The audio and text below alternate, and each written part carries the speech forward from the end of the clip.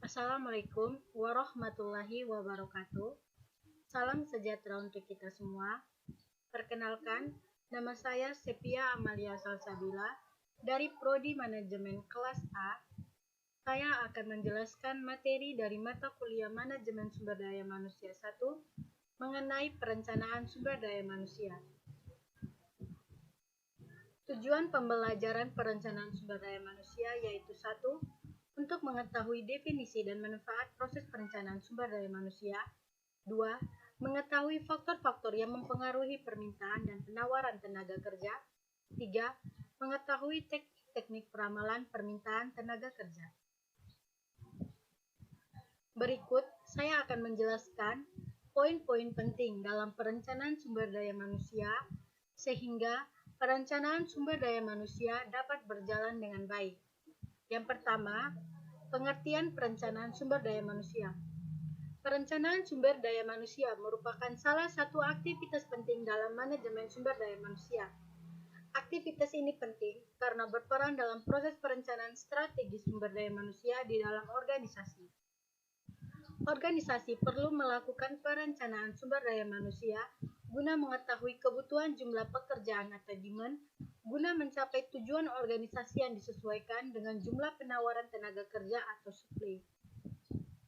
Perencanaan sumber daya manusia atau Human Resource Planning didefinisikan sebagai proses perkiraan atau peramalan atau forecasting akan kebutuhan sumber daya manusia di dalam sebuah organisasi dengan melihat ketersediaan sumber daya manusia baik di dalam organisasi atau internal maupun di luar organisasi atau eksternal. Proses perencanaan ini bertujuan untuk mengetahui posisi apa di dalam organisasi yang harus diisi dan bagaimana cara mengisinya. Poin kedua, tujuan perencanaan sumber daya manusia. Perencanaan sumber daya manusia penting dilakukan karena dengan proses perencanaan yang baik akan mendukung pencapaian rencana strategi organisasi. Tujuan dari perencanaan sumber daya manusia yakni untuk memastikan bahwa sejumlah tenaga kerja dalam jumlah tertentu yang dibutuhkan oleh organisasi telah memenuhi persyaratan dan telah tersedia pada suatu kurun tertentu. Dengan diadakannya perencanaan terhadap sumber daya manusia, maka sasaran yang ingin dipenuhi yakni berkurangnya biaya yang dikeluarkan, perencanaan SDM dan perencanaan strategik, dasar bagi efektivitas MSDM, dan rekrutmen. Menurut Ward, Dirt, dan Davis pada tahun 1996 dalam Hungary 2012, proses perencanaan manusia membantu organisasi untuk 1. Mengintegrasikan permintaan tenaga kerja atau demand dengan staffing level. 2. Meningkatkan pemanfaatan tenaga kerja secara optimal. 3. Menyelaraskan aktivitas-aktivitas manajemen sumber daya manusia dengan tujuan-tujuan strategis organisasi secara efisien. 4. Memperoleh keuntungan ekonomi dari proses memperkerjakan pekerja baru.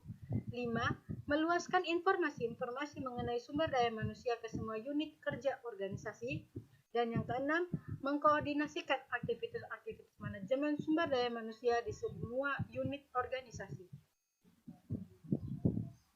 Poin ketiga, aspek-aspek dalam manajemen sumber daya manusia. Aspek-aspek yang perlu diperhatikan dalam perencanaan SDM yakni aspek kuantitas SDM yang tepat, aspek kualitas SDM yang tepat, aspek waktu dan posisi yang tepat, aspek perhatian terhadap tujuan individu maupun tujuan organisasi secara maksimal. Klasifikasi perencanaan SDM berdasarkan ruang lingkup perencanaan SDM diklasifikasikan ke dalam dua kategori menurut Sunarsi 2018 yakni 1. Manpower Planning merupakan perencanaan tenaga kerja secara menyeluruh pada aspek MSDM, dan yang kedua, Manpower Programming merupakan perencanaan tenaga kerja yang bersifat detail dan merupakan implementasi dari Manpower Planning. Poin keempat, tahapan dalam perencanaan sumber daya manusia. Tahapan dalam perencanaan sumber daya manusia secara singkat. Proses perencanaan sumber daya manusia adalah mengikuti langkah-langkah sebagai berikut menurut Sunarsi 2018. Tahapan pertama dimulai dari peramalan permintaan dan ketersediaan tenaga kerja. Selanjutnya, peramalan kelebihan ataupun kekurangan tenaga kerja, lalu sasaran dan rencana strategi, serta implementasi, dan yang terakhir evaluasi. teknik peramalan tenaga kerja. Yang pertama, teknik Delphi. Metode Delphi adalah metode peramalan atau forecasting yang digunakan untuk meramalkan kemungkinan yang akan terjadi di masa depan dengan menggunakan pandangan dan kesepakatan dari sekelompok ahli yang berasal dari berbagai bidang kerja atau industri. Para ahli yang membentuk sebuah panel ini biasa berasal dari unit kerja yang berbeda ataupun dari bidang-bidang kerja yang berbeda atau bahkan dari negara yang berbeda. Tahap pertama adalah mendapatkan pendapat atau peramalan dari kelompok ahli yang hasilnya akan diringkas atau dirangkum untuk dijadikan sebagai dasar bagi putaran kedua. Hasil ringkasan dari putaran kedua kemudian akan dijadikannya dasar untuk putaran ketiga dan seterusnya hingga mendapatkan kesepakatan bersama.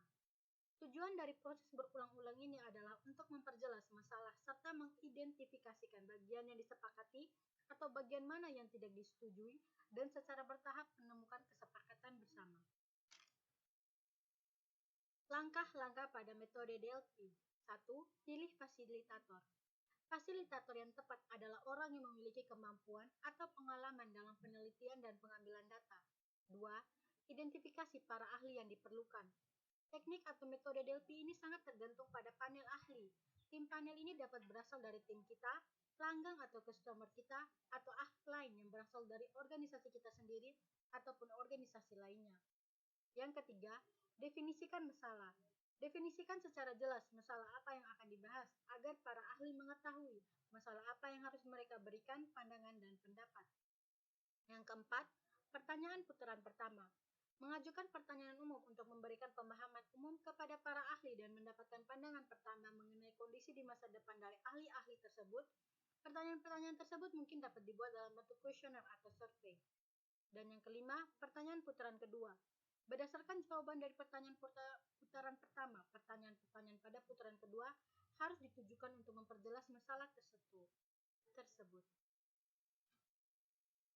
Pertanyaan putaran ketiga. Kuesioner yang terakhir adalah kuesioner yang bertujuan untuk fokus pada pendukungan pengambilan keputusan.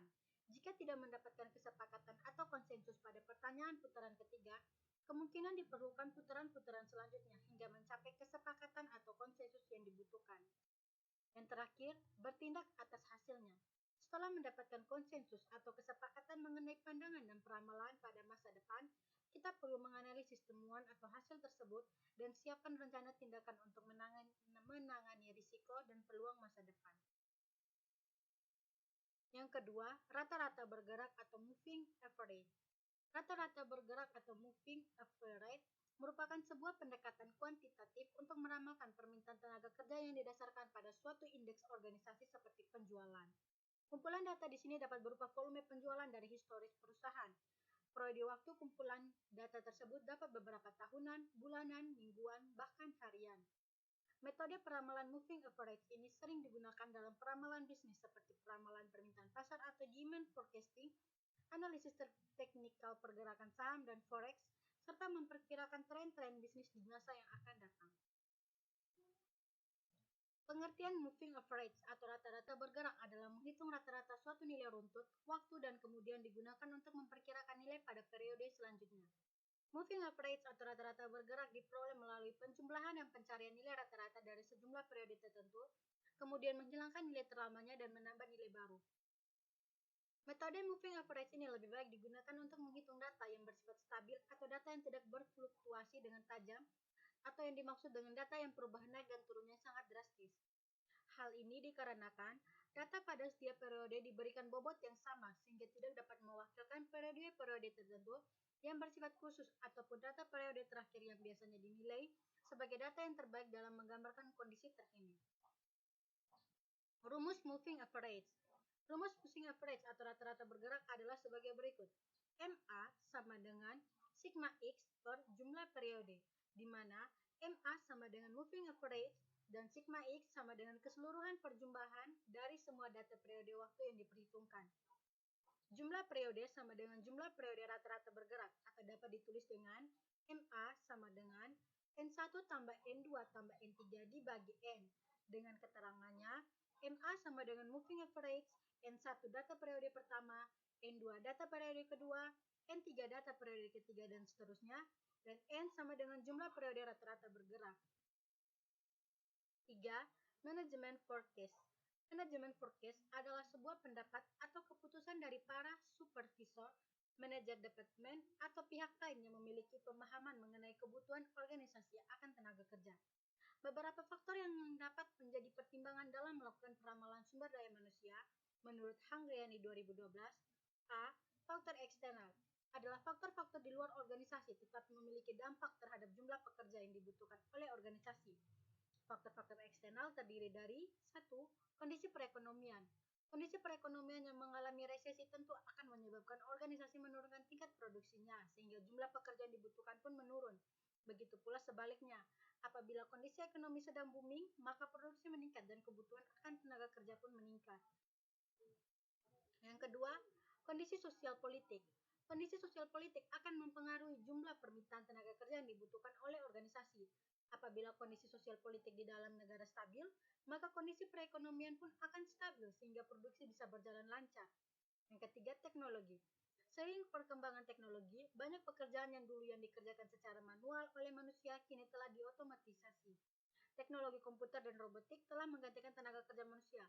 Akibatnya, permintaan akan tenaga kerja pun berkurang. Yang keempat, kompetisi. Kompetisi mengharuskan sebuah organisasi memiliki keunggulan untuk bisa bertahan di dalam persaingan. Kompetisi ini seringkali mengharuskan organisasi untuk menekan biaya produksi seminimal mungkin. Hal ini berakibat pula pada permintaan akan tenaga kerja. B. Faktor organisasi. Faktor organisasi adalah faktor-faktor yang berasal dari internal organisasi itu. Faktor-faktor ini berdampak langsung terhadap jumlah permintaan tenaga kerja yang dibutuhkan oleh organisasi. Faktor-faktor tersebut adalah 1. Rencana strategis organisasi. Rencana strategis organisasi adalah sebuah rencana yang terstruktur mengenai tujuan-tujuan organisasi yang ingin dicapai dan strategi-strategi yang digunakan untuk mencapai tujuan-tujuan tersebut. Rencana strategi organisasi ini disusun dalam jangka panjang yang kemudian diturunkan dalam rencana-rencana jangka menengah dan jangka pendek. Yang kedua, anggaran. Kemampuan organisasi untuk membayar pekerjaannya tentu akan berdampak pada jumlah pekerjaan yang dipekerjakannya.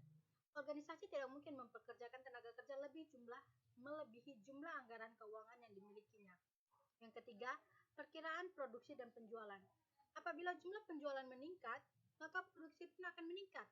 Hal ini berdampak pada permintaan tenaga kerja yang juga meningkat. Begitu pula sebaliknya, apabila jumlah penjualan menurun, maka produksi pun akan menurun dan ini akan berakibat pada penurunan permintaan tenaga kerja. Yang ketiga, faktor angkatan kerja. Faktor angkatan kerja adalah faktor-faktor yang disebabkan oleh aktivitas-aktivitas yang dilakukan oleh dan atau berasal dari tenaga kerja itu sendiri yang akan memengaruhi jumlah permintaan tenaga kerja yang dibutuhkan organisasi. Faktor-faktor tersebut diantaranya 1. Pensiun.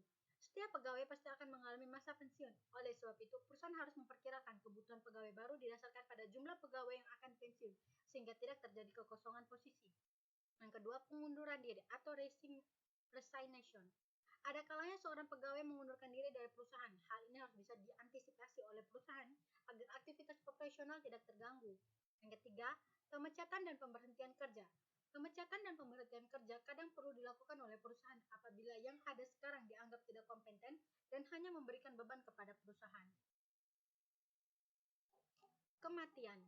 Kematian merupakan hal yang pasti yang dialami oleh setiap manusia. Oleh sebab itu, hal ini harus dipertimbangkan oleh perusahaan karena berpengaruh terhadap perencanaan sumber daya manusia.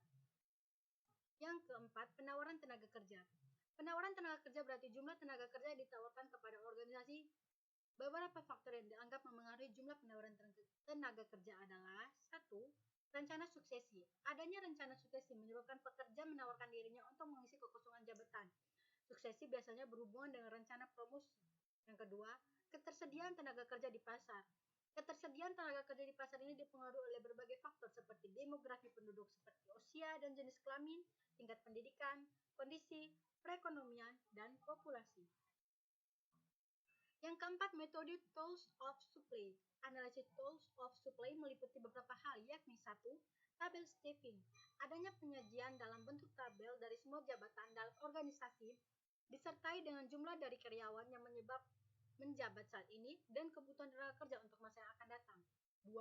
Markov analysis adalah metode untuk melacak pola dari pergerakan karyawan pada berbagai jabatan. Analisa Markov atau AM sebenarnya berguna untuk mempelajari dan menganalisa setiap proses rutun waktu atau time series. Pada tingkatan organisasi, kita dapat menerapkannya untuk menganalisa perpindahan personalia ke dalam, di dalam dan keluar pasar tenaga kerja internal antara dua periode waktu atau T dan T plus K. Sejumlah personalia bisa tetap pada pekerjaan yang sama, dipindah atau transfer, memperoleh kenaikan pangkat atau promosi, menerima penurunan pangkat atau demosi, dan keluar atau berhenti bekerja pada organisasi atau turnover. Yang kecil, rencana suksesi. Rencana suksesi adalah proses untuk mengidentifikasi, mengembangkan, dan melacak individu-individu kunci untuk posisi eksekutif.